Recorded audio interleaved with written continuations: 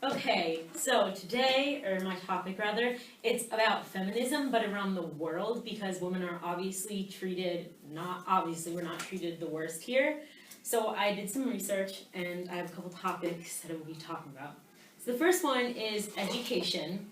Obviously, women here are educated, but in other countries such as Afghanistan, Iraq, and Pakistan, the illiteracy rate is over 70%, which is kind of scary because there's future generations that aren't going to be able to read or write. So I think that's really important that we have education.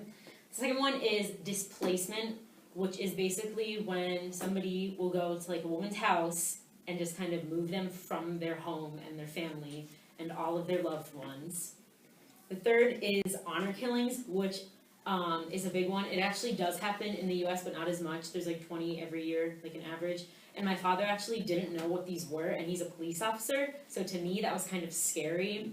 But it's basically when a woman dishonors her family. So like if I were in a different country and I wanted an education, like my uncle could just kill me, and that seems honorable for him because it's speaking up against the gender roles. And then there are lingering traditional values such as women should stay home and cook and clean.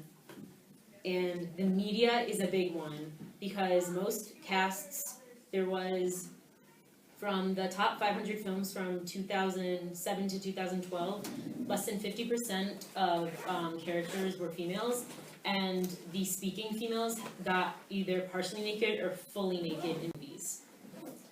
The glass ceiling is kind of, well, it's obviously not real, but it's like an invisible force that separates women from men, and basically men from like children too, and it's just saying how we aren't equal, and it's kind of unbreakable, like it'll never be broken no matter how far we get.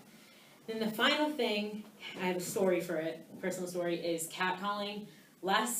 Which is basically just kind of street harassment, so like a guy like whistling at you for no reason, or it's not complimenting.